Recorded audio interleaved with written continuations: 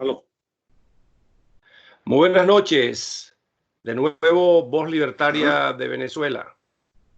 Les recordamos a todos aquellos que no se han suscrito a nuestro canal que por favor lo hagan y de esta forma estarán apoyando la voz de la resistencia, nuestro canal Radio Voz Libertaria de Venezuela.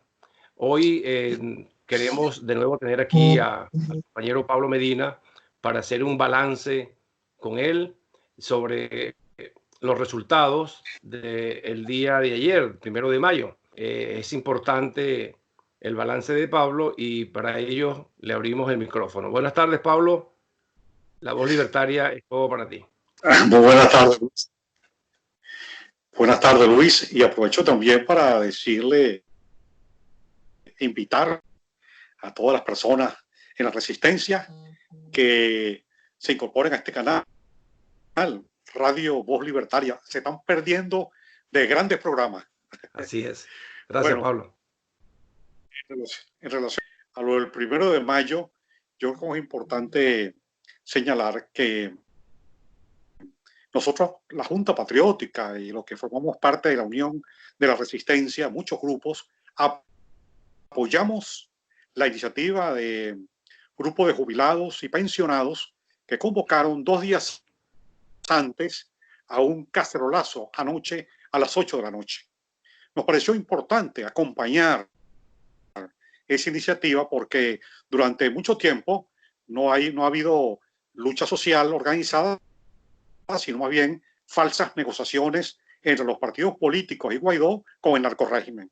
Entonces, en un momento en el cual el país está secuestrado en una cuarentena, nos parece importante que se dé la protesta y por eso alrededor de este primero se hicieron una serie de planteamientos, además de desmontar la estructura demencial, cobarde, corrupta y destructiva de la economía nacional, como es establecer unos precios de alimentos, de medicina, de la economía, haber dolarizado la economía, pero mantener los salarios en bolívares. Y eso es sumamente injusto y cruel. Cuando tenemos un salario de 3 tantos dólares, de $3,5, y tenemos una cesta básica de más de $300. Entonces, esas cosas quedaron denunciadas.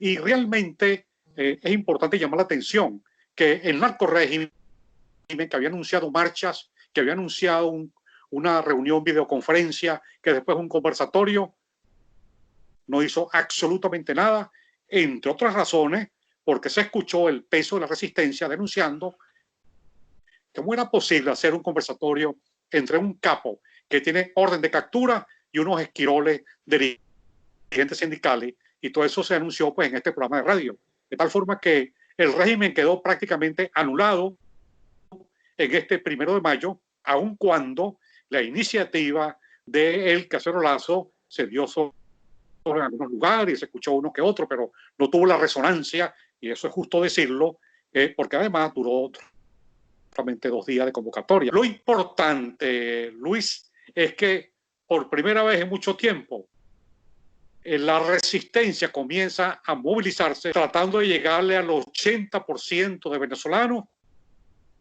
que consideran que el partido político y Maduro es la misma vaina. Por eso, Pablo, dentro de este balance hay algo muy importante. No vimos a la presencia de ese llamado, a mí me cuesta ya incluso llamarlo así, porque es ficticio, ese presidente interino y ese G4, no se sintió en ningún sitio su presencia, su posición política. ¿A qué crees tú que se debió eso? Pero eso por un lado. Pero por otro lado, los movimientos sindicales, que sí hay algunos pues, que permanecen en Venezuela, pareciera ser que están no solamente desarticulados, sino que como que están como muy separados de la realidad que hoy vive Venezuela, porque desde el mismo momento que la justicia norteamericana señaló contundentemente a Nicolás Maduro y a esos 12 cómplices como narcoterroristas, pues la discusión política pareciera ser que ya es un sin propósito. Es como la manera de ratificar lo que hemos venido diciendo cantidades de venezolanos que nos autodenominamos de la resistencia. Y tú precisamente, Pablo, yo considero que eres uno de los más auténticos, de los más sinceros, de los que no se han equivocado en ese diagnóstico. Y entonces hoy definitivamente la salida indudablemente es por la fuerza, y eso es lo que está diciendo precisamente ese 80% de venezolanos. ¿A qué crees tú que se deba ese silencio de la MUD y de Guaidó en particular? El problema es que no olvidemos que estamos en medio no solamente de una lucha en Venezuela, sino en todo el continente y a nivel mundial. Toda una tramoya y una conspiración de los chinos y todo lo que se llaman los Illuminati, los globalistas, los que promueven y han sostenido durante más de 100 años un nuevo orden internacional totalmente injusto. Pues crearon este virus chino, esta peste china, a objeto de disminuir a la lucha entre el bien y el mal, la lucha en Occidente, el desarrollo económico, las libertades. Entonces, eso tiene un efecto para Maduro, que es secuestrar a la población, establecer esa cuarentena, aun cuando se conoce y se sabe, porque también lo dijeron médicos de la Cruz Roja en Caracas, que fueron reprimidos, quienes fueron los que alertaron que en ese momento no había prácticamente ningún virus en Venezuela. Pero, sin embargo, Maduro aprovechó para secuestrar a la población y establecer una cuarentena en medio de un caos económico, una cuarentena cuando no hay gasolina porque destruyeron la industria de PDVSA y las pocos que hay lo envían a Cuba, el problema de los alimentos. Entonces, para él fue una oportunidad para establecer un secuestro completo de la población. Ahora, lo que es importante de esto es que a raíz de nuestra campaña del 1 de mayo, pues se fue también, más otros acontecimientos, se ha venido rompiendo la cuarentena. El mercado de coches, por ejemplo, la gente comprando, los mercados de Katia, Petare, los mercados han sido el mejor momento en el cual se ha roto esa cuarentena y debemos terminar de romperla. Ahora, ¿cuál es la respuesta, por ejemplo, de Guaidó? Pareciera que está de acuerdo con la cuarentena. Yo le pido públicamente a Guaidó que fije posición en relación a la cuarentena, que acompañe al pueblo venezolano que está saliendo. Sin embargo, él no lo hace. Y no lo hace porque él pareciera ser beneficiario de la cuarentena, porque está esperando unos recursos, 9 millones de dólares de un organismo de asistencia social de Estados Unidos y de otros gobiernos. Entonces guarda silencio. En el último video que hizo,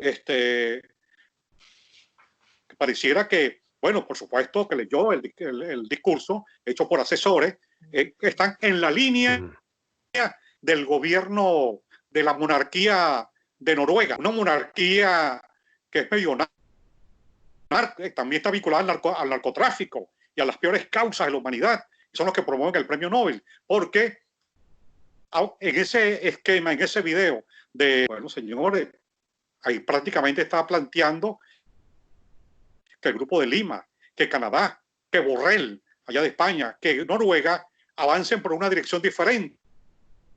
Y habla en el video del cese al fuego de Maduro, planteando, no menciona para nada la existencia de una coalición internacional cerca del mar territorial venezolano, no menciona para nada que ellos tienen orden de captura por parte del Departamento de Justicia, para nada lo menciona, sino que él está de acuerdo con que Maduro se retire, que Maduro cese la usurpación, sin decir cómo Maduro va a cesar la usurpación, sin decir el cómo, de qué manera, quién lo va a acompañar. Y lo más grave es que no denuncia la presencia de los iraníes, no denuncia la entrega de la empresa Moai, refinadora Moai, a los iraníes o a los chinos Sidor, la presencia de la FARC, del ELN, los cubanos, todo eso lo oculta, diciéndole, vamos a negociar tú y yo me quedo por ti. Es decir, son como hermanos siameses, pues. Yo se lo acabo de decir a un psicólogo que tiene tiene una estructura ahí en Twitter que se llama Jesús Enrique Rosa, Kinesis. Y él publicó el video y entonces cada quien responde, pues, ¿no? Y yo dije, bueno, lo que pasa es que ellos son hermanos siameses y así es un poco la situación, Luis. Es una complicidad entre Maduro y Guaidó. Fíjate, Pablo, hay una complicidad en este momento que es evidente en el centro de lo que en algún momento nosotros hemos llamado el mejor aliado de Venezuela, y me refiero a nuestro hermano al país de Colombia. Ahí hay una situación que está pasando que pudiera ser un ejemplo de lo que tú acabas de decir. La fuerza que está tomando la Unión de la Resistencia con hombres y mujeres sumamente valientes que no solamente vienen desde las luchas del asfalto, sino que muchos de ellos dejaron sus vidas, otros han estado presos, torturados, todavía hay muchos de ellos civiles y militares presos. Y hay un compañero, un amigo, un tuitero, Adbel Pereira, que ha denunciado pues con nombre y apellido a Julio Borges, a Primero Justicia y al señor embajador ahora de Colombia, el que sustituyó a Calderón Berti, me refiero a Juanipa, de estar promoviendo falsos positivos para intentar que el gobierno de Colombia extradite a estos hermanos venezolanos y sean apresados por la narcotiranía de Nicolás Maduro. ¿Qué sabes tú de eso, Pablo, y cómo ves esa situación? Bueno, el hecho mismo, que haya sido designado Guanipa, que ha hecho declaraciones en contra del apoyo internacional, que nunca lo solicitó la Asamblea Nacional finalmente, ni Guaidó. Y ese embajador, bueno, fijó posición, así como que es un delator, que yo no entiendo por qué los militares en el 2014 lo incorporaron a su grupo, bueno, y delató la operación. Y hay 30 oficiales detenidos por culpa de él. Él los delató. Y él mismo, Julio Borges, canciller de Guaidó y de Maduro, pues, porque en el fondo es lo mismo.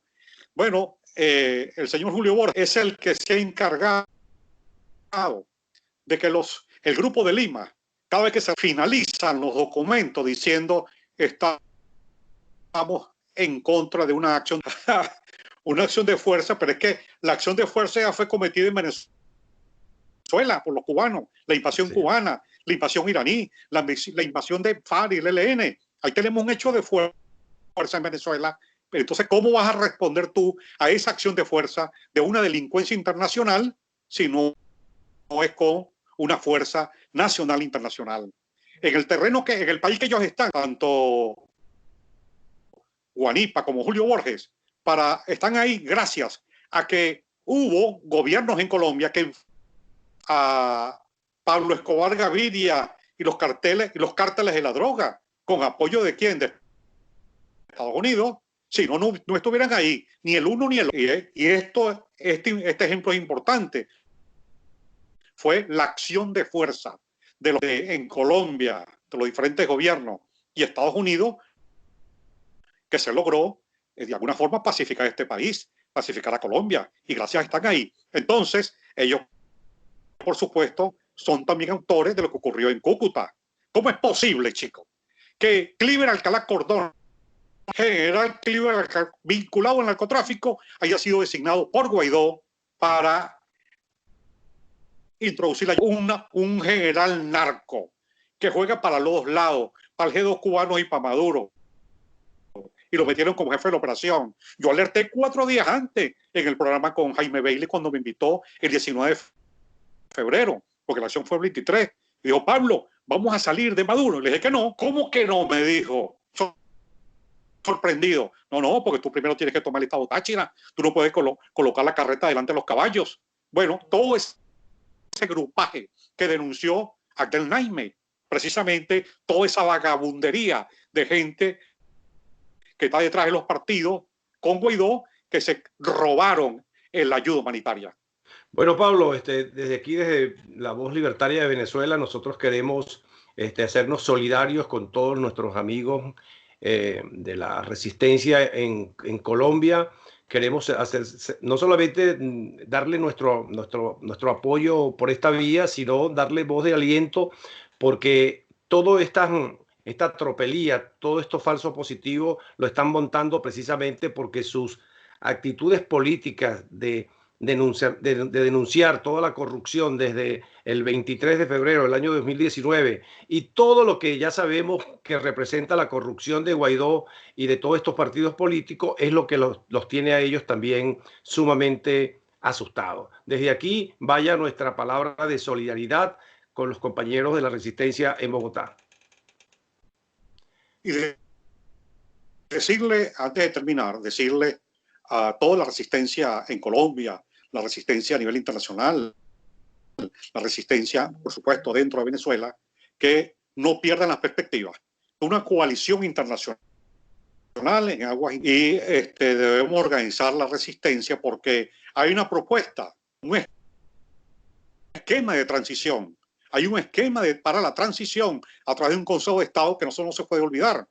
No se puede olvidar esa propuesta donde los militares van a jugar un rol importante en esa transición. Y eso no lo habla tampoco Guaidó ni los partidos. Ese esquema, tenemos que apoyar ese esquema, tenemos que organizar la resistencia en todas partes y vamos, señores, a la lucha, pues a prepararnos para lo que yo creo que van a venir acontecimientos a corto plazo por la libertad de Venezuela. Luis, muchas gracias por la mejor radio de YouTube. Muchísimas gracias a ti, Pablo, por este aporte y será hasta la próxima. Hasta luego.